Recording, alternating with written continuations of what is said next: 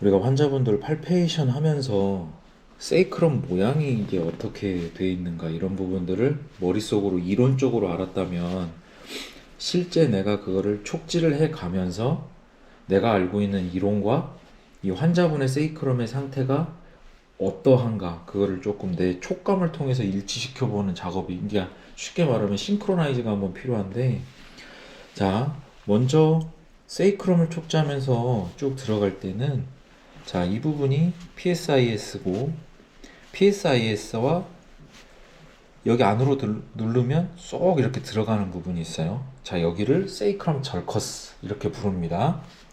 세이크럼 절커스가 있고 바로 이 부분 세이크럼 베이스라고 하는 부분이 있죠.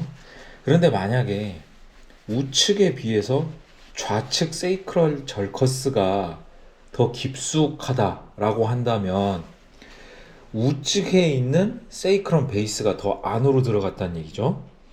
자, 이렇게 내가 환자분을 이렇게 쭉 세이크럼을 눌러보면서 어디가 세이크럼 절커스가 더 깊숙하고 어디가 조금 더 덜 깊숙한지 그 깊이에 대한 정도 차이를 왼쪽 오른쪽을 먼저 비교를 하는 겁니다. 그래서 세이크럼 베이스에서 어느 쪽이 더 깊숙한가 이제 그거를 보는 거죠. 그럼 만약에 FST라고 하면 여기가 깊숙하게 들어갔다면 이제 이 부분이 올라올 거예요.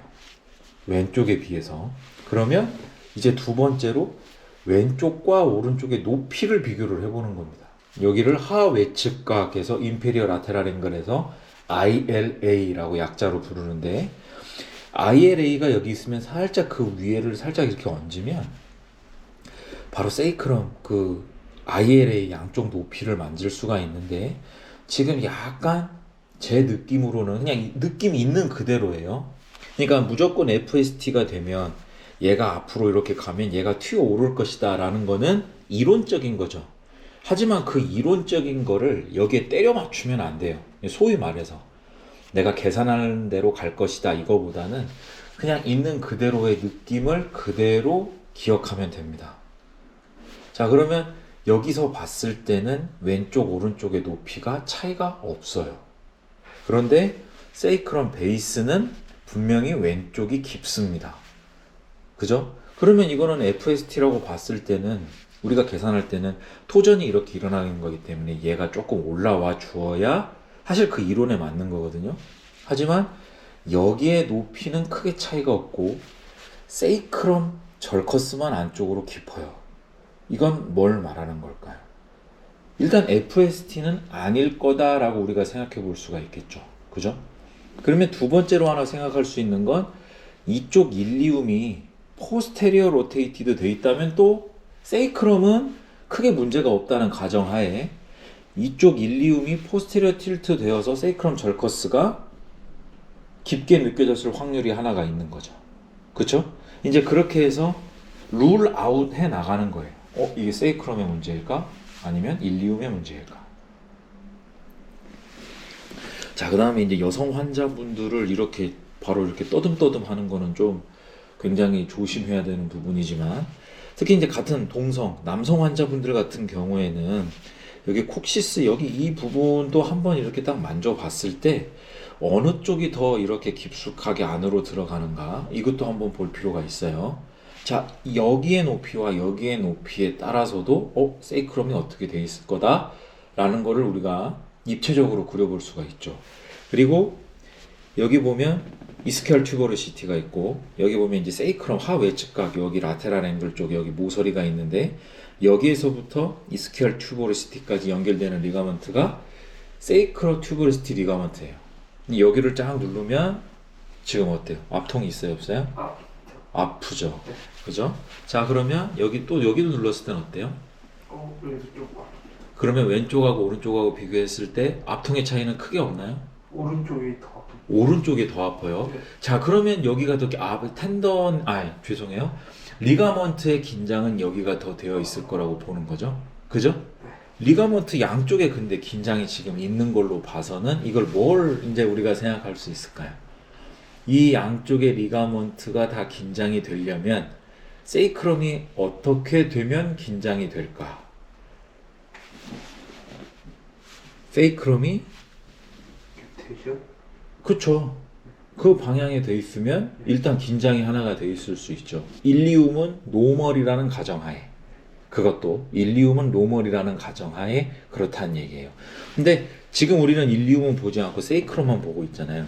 그래서 지금 촉지할 수 있는 부분이 크게 세 가지였어요. 우리가 프롬 포지션에서 일단 기본으로 살펴봐야 될 게 양쪽 세이크럼 절커스 깊이, 그죠?